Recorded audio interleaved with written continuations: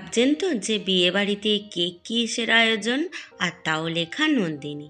সবই বলবো আপনাদেরকে।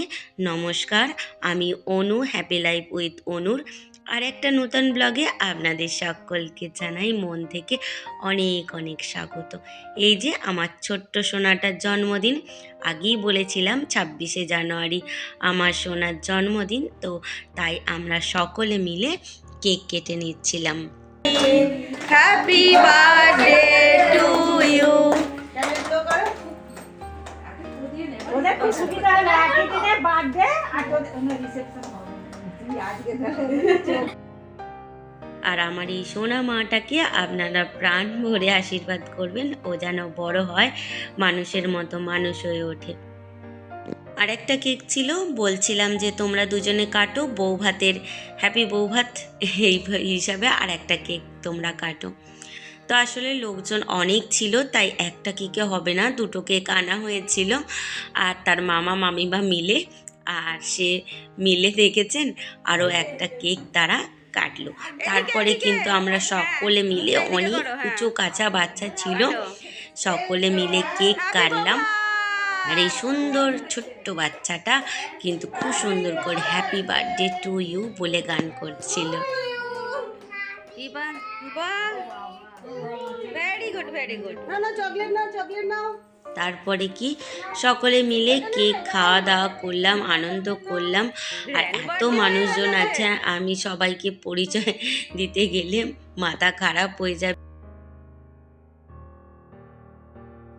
তবে একদম ঠিক দিনে আমার সোনামার জন্মদিনটা পড়েছিল, যে এত লোকজন, সত্যি ভাগ্যের ব্যাপার। আমার সোনামা অনেক ভাগ্যবতী যে এত লোকের আশীর্বাদ আমার সোনামা সেদিনকে পেয়েছিল। আর আপনাদেরও আশীর্বাদ অবশ্যই আমার সোনামার জীবনে আরও দিনগুলো যাতে ভালো কাটায়, আপনারাও আশীর্বাদ করবেন।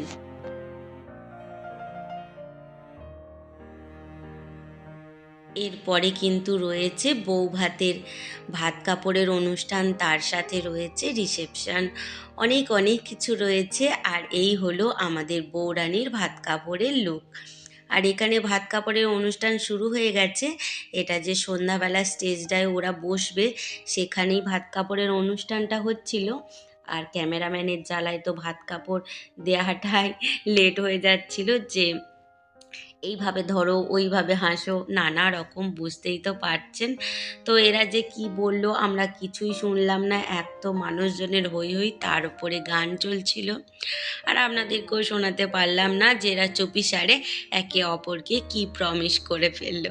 তবে দুজনেই খুব হাসছিল। যাই হোক, ওদের নিজেদের প্রমিস নিজেরা রাখুক, এইটাই চাই। আর ভাইয়ের মুখ দেখে মনে হলো প্রমিসটা বেশ তার ভালোই লেগেছে।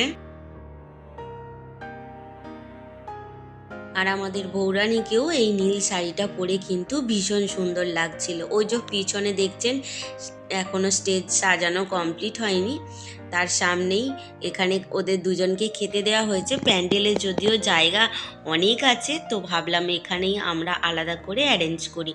এটা হলো সন্ধ্যাবেলায়।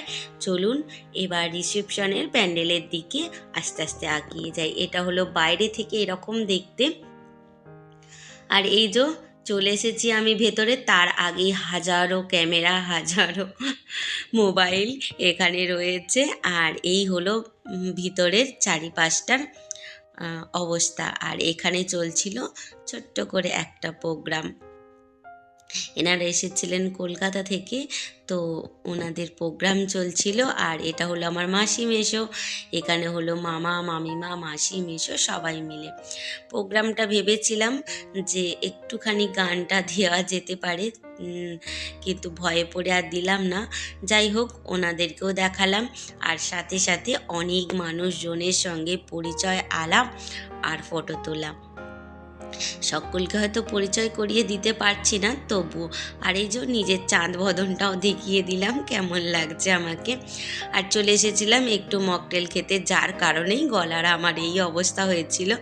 যদিও পকোড়া, মোমো, কফি সবই ছিল, ওই যে একটা টান ঠান্ডা ঠান্ডা কিছু খাবো, যার কারণে এই অবস্থা হয়েছিল। আসলে হই হই করতে গিয়ে লোকজনের ভিড়ে তো অর্ধেক স্টল দেখানোই হয়নি আর খাওয়া তো হয়নি। সবাই মিলে হই হই করতে করতেই কাটিয়ে দিয়েছিলাম সন্ধ্যাটা। আর এই হলো ভিতরের প্যান্ডেলে এইভাবে লাইট দিয়ে করেছে। আসলে যদি সামনাসামনি হতো খুব সুন্দর লাগতো, তবুও জানি না ক্যামেরাতে কতটা আসছে। তো ভীষণ সুন্দর ছিল ভেতরের লাইটিং প্রোগ্রাম। আর সর্বোপরি মানুষজনের এই যে মুখের হাসি, এটা কিন্তু খুব সুন্দর ছিল। আর এরা দুজনে মিলে নিজেদের সেলফি তুলছিল, সেটাও রাখলাম। আর সাথে নিজেদের কিছু ট্যারা ব্যাঁকা দাঁড়ানো হাসি কান্নার ছবি সমস্ত কিছু অ্যাড করতে গেলাম। আর কেমন লাগছে সেটা তো অবশ্যই জানাবেন। আর ভিডিওর এই পর্যায়ে এসে যদি ভিডিওটা কোন অংশে ভালো লেগে থাকে তাহলে প্লিজ চ্যানেলটা সাবস্ক্রাইব করে আমার পাশে থাকবেন আর একটা মিষ্টি কমেন্ট অবশ্যই করবেন। আর এই যে মাসি মামিমা, আর তার আগে ছিল আমার বৌরানীদের বাবা মা। আর এটা হলো আমার ভাইয়ের শ্বশুর বাড়ির সকলে মিলে, ফ্যামিলির সকলে মিলে, কাকা কাকিমা জেঠু জেঠিমা আর ভাই বোন ভাইপো ভাইঝি, মানে মোটামুটি ওদের ফ্যামিলিতে যারা যারা ছিল সকলে মিলেই এখানে দাঁড়িয়ে ফটো তুলছিল। আমিও একটু ক্যামেরা বন্দি করে রাখলাম। সাথে ছিল আমার মেসো আর মাসিমণি। চলুন তাহলে আরও কিছু ফটো, আরও কিছু অনুষ্ঠান আপনাদের সঙ্গে আস্তে আস্তে শেয়ার করি। প্রায় চলেই এসেছি শেষের দিকে হয়তো। আর এখানে আমার এই ছোট্ট সোনা বোনটা গান করছিল, ত্রিপুরা থেকে এসেছে মাসি আর দুই বোনকে নিয়ে। তো এটা হলো ছোট বোন। ছোট বোন খুব ভালো গান করে, কিন্তু ওই যে ভয়ে পড়ে বলছে আমি সব ভুলে যাব। তো আমরা বললাম কোনো ব্যাপার নয়, মোবাইল দেখেই গান করো, তবু তুমি আজকে দাদার বিয়েতে গান করবে এটাই আমরা চাই। তোকে আমরা স্টেজে তুলে দিয়ে নিচের দিকে সবাই দাঁড়িয়েছিলাম আর ওকে প্রচুর এনকারেজ করছিলাম যে তুমি পারবে, তুমি নিশ্চয়ই পারবে। আসলে অন্য জায়গা, অন্য পরিবেশ, ওর একটু হয়তো অসুবিধা হচ্ছিল, কিন্তু সেই অসুবিধাটুকুও আমরা বুঝতে দিইনি, এমনভাবে ওকে উৎসাহিত করতেছিলাম। আর এই যে আমার সোনামণির গানটা যদি মানে আপনাদেরকে শোনাতে পারতাম খুবই ভালো হতো। যাই হোক, ক্যামেরা বন্দি রইল। আর এখানে মকটেল নিয়ে দুজনে কি এক্সপেরিমেন্ট করছিল তা জানি না, ক্যামেরাম্যানরা সবাই উপচে পড়েছে। ভাবলাম আমিও একটুখানি তুলে রাখি, আমার ক্যামেরা বন্দি করে রাখি। তাহলে দুজনে এই যে চলে এসেছে স্টেজের সামনে। এবার কিন্তু আমরা প্রচুর নাচানাচি করেছিলাম, যেটা আর ভিডিও করা হয়নি।